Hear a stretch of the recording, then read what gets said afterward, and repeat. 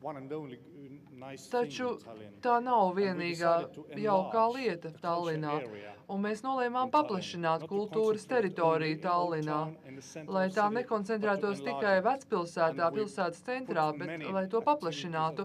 Mēs īstenojām daudzas aktivitātes un projektus jūras krastā. Daži no tiem ir sliktā situācijā, taču auditorijas skatītāji atkal ir iemīļojuši šo vietu, jūras krastu. Mēs to esam atdevuši pilsoņiem, iedzīvotājiem, un tas, manuprāt, ir vissvarīgākais. Runājot par programmu, bija zināmi kritēriji, kā mēs izvēlējāmies lietas savai programmai. Pirmais kritērijs bija kvalitāte, tad iekļaušana. Vieta, atkal jūras krasts, tad komunikācija un reklāma, jo mūsdienās var radīt brīnišķīgas lietas, bet ja neizmanto mēdījus, tas nenozīmē neko. Mums tas bija ļoti svarīgi, ka mums bija ļoti spēcīga sadarbība ar Nacionālo pārraides organizāciju, kas rādīja dažādus, pat vismazākos pasākumus pazemes patvērtnēs, pagrabos, un tas bija svarīgi, ka to redzēja cilvēki visā Igaunijā. Tad ilgtermiņa ietekme. Mēs devām enerģiju jaunpienācējiem, mēs izmantojam šo enerģiju. Mēs izmantojam tos cilvēkus, kas pārstāv netradicionālas kultūras. Patiesībā Igaunijā un Tallinā ir diezgan laba institucionālā kultūras sistēma.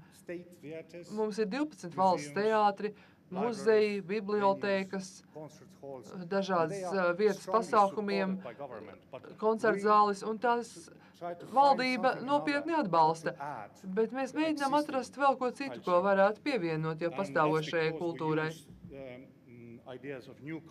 Tādēļ mēs izmantojām šo jaunpienācēju idejas, lai varētu piedāvāt ko jaunu. Un, protams, Eiropas aspekts. Jūs zināt, un īpaši latvieši zina ļoti labi, ka Igauņi pēc dabas ir ļoti kautrīgi. Un mums ir liela problēma veidot starptautisku sadarbību, jo galvenokārt mēs vēlamies būt vieni paši. Mums tas prasīja ļoti daudz pūļu, un mēs trenējāmies šī gada laikā. Un jāteic, ka pašlaik lietas ir mainījušās, mēs esam daudz atvērtāki un arī daudz interesantāki.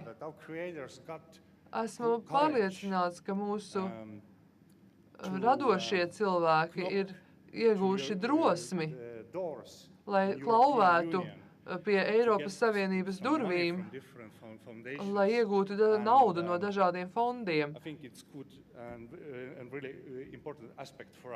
Man šķiet, ka tas mums ir ļoti svarīgs aspekts. Tas bija psiholoģiskais treniņš. There are some examples about the structure of program. Te ir daži piemēri, kas ilustrē programmas struktūru. Galvenokārt, profesionālā māksla šeit ietilpa, protams, mūzika ir svarīgākā kultūras nozare. Mūzikā mums ir daudz mūzikas projekti, tādēļ skaits ir tik liels. Mēs izvēlējāmies 68. Tad izpildītāju mākslas. Mēs nolēmām neimportēt kultūru. Vai, piemēram, nopirkt Roberta Lepāža performansi, sniegumu.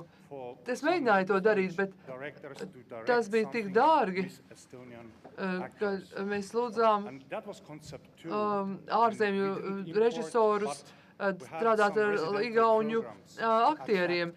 Un tā bija mūsu koncepcija, ka mēs piesaistījām ārzemju radošo potenciālu, lai radītu kaut ko izmantojot Tallinas vietējo potenciālu, nevis lai pirktu kaut ko uz vienu vakaru. Audiovizuālā māksla, tajā ietilpa arī televīzija. Filmu uzņemt ir ļoti dārgi un laikietilpīgi. Kultūras mantojums un sports.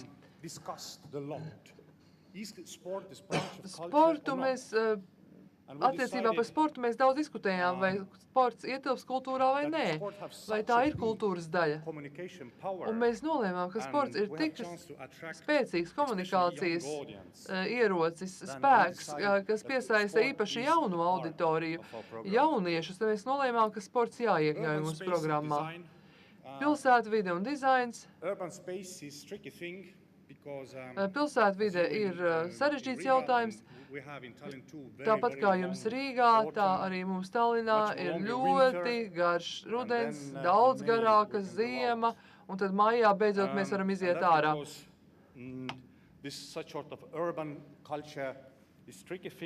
Tādēļ pilsētas kultūra ir grūti īstenojama lieta, bet mēs tomēr esam kaut ko paveikuši. Un tagad var teikt, ka mūsu pilsētas teritorijā var vērot daudz vairāk mākslas, kultūras un mūzikas. Literatūra mūsu programmā bija vāja sadaļa, un es arī nezinu kādēļ, jo mums ir liela, sena lasīšanas tradīcija. Igaunijā mēs mīlam grāmatas. Nezinu, kādēļ tā nebija populāra. Un starpdisciplinārā joma. Bija daudz projektu jauniešiem šajā kategorijā. Ieskaitot arī liela mēroga pasākumus ar 50,000 dalībniekiem vairāk. 8 līdz 10 šādi pasākumi notika gada laikā. Tad specializētie tematiskie pasākumi. Mūsu programmā bija 201 dažāda lieta un bija neiespējami vienlaicīgi reklamēt tas viss, tāpēc katram mēnesim mēs izvēlējāmies 4-5 galvenos pasākumus, tad arī pasākumi jauniešiem, etniskajām minoritātēm un kopienas projekti vietējiem iedzīvotājiem. Kādi ir rezultāti?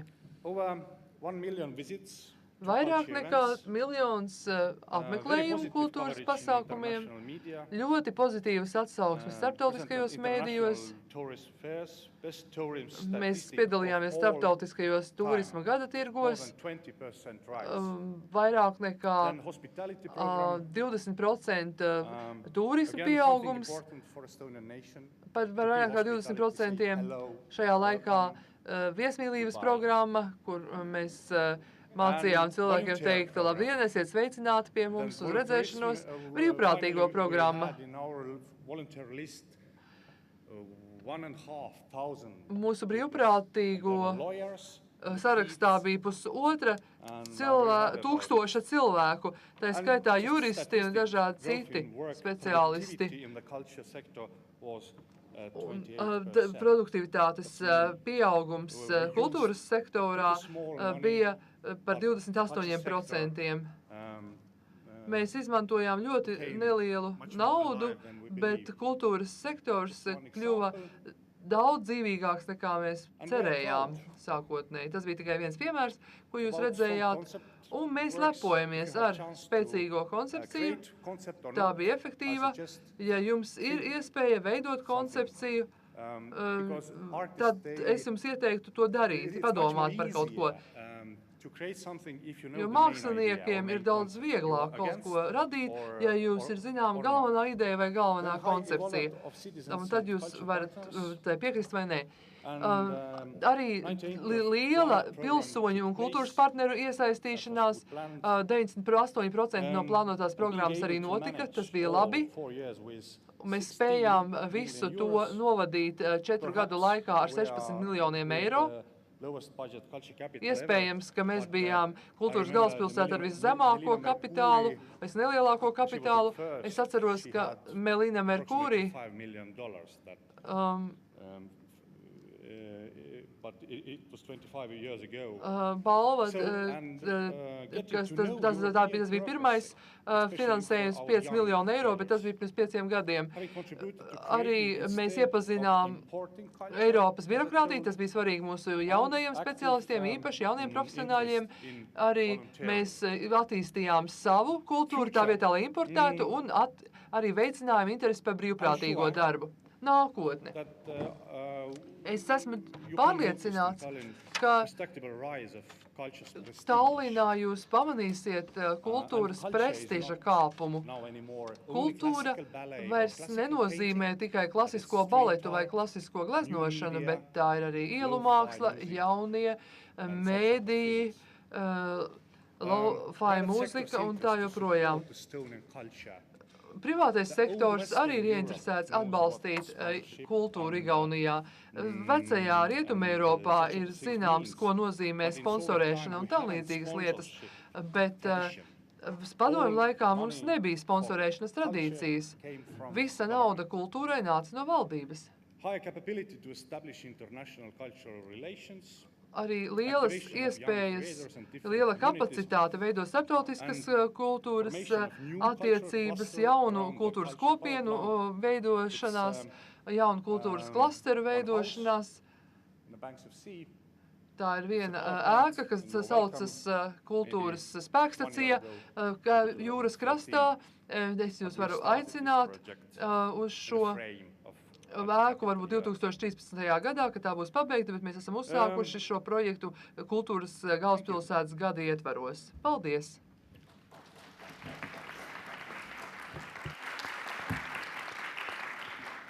Thank you, Jānus. Now I remembered one Paldies, joke, Jānus. I'd like to tell you. Es atcerējos anekdoti, ko es gribu jums pastāstīt. Man šo anekdoti izstāstīja pirms kādiem 10 gadiem kāds igauņu parlamentārietis. Tika uzdots jautājums, kurš pirmais iestāsies Eiropas Savienībā un NATO? Ar to domājot Baltijas valstis, kur pirmā iestāsies Eiropas Savienībā un NATO. Un igauņi lepni sauca, mēs būsim pirmie. Lietuvieši teica, mēs pirmie iestāsimies NATO, bet latvietis, kurš bija pēdējais, lai izteiktos, teica, mēs būsim pirmie, kas iestāsies gan Eiropas Savienībā, gan NATO. Vēsture turpinās, tagad mums ir Eiropas kultūras galvaspilsēta, lietuviešiem tā piederēja 2009. gadā, igauņiem tā ir šogad, 2011. gadā, un mums tā būs 2014. gadā. Tā nebija mūsu vēlme, protams, tā bija Eiropas komisijas vēlme un lēmums atdalīt šīs valstis ar zināmu gadu skaitu.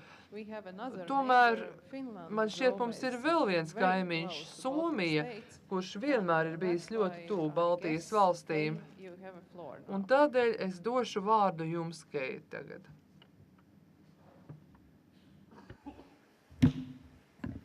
I don't have my computer with me. Man nav līdzi dators, un tāpēc es stāvēšu šeit šādā veidā. Es ļoti atvainojos jums un jums. That was long enough. Okay, so I'm going to talk about Es pastāstīšu the same thing as everybody else in this par panel. to pašu, ko runās visi pārējie paneļa diskusijas dalībnieki. Šeit mēs redzējām Baltijas jūras reģionā kultūras galvaspilsētas agrākās un arī nākamās. Šeit ir pat parādīta Krakova iekļauta un varbūt pat Vroclava varētu arī būt iekļauta, ja mēs šeit paņemtu Baltijas jūras valstis. Šeit to ir visai daudz, un mēs no tā guvām labumu, jo mēs varam runāt viens ar otru. Kā tika minēts iepriekš, Aiva teica, mēs esam kā ģimene, un mēs esam ģimene. Un šodien mēs runājam daudz vairāk par mūsu problēmām, kā mēs esam tās risinājuši un tā tālāk.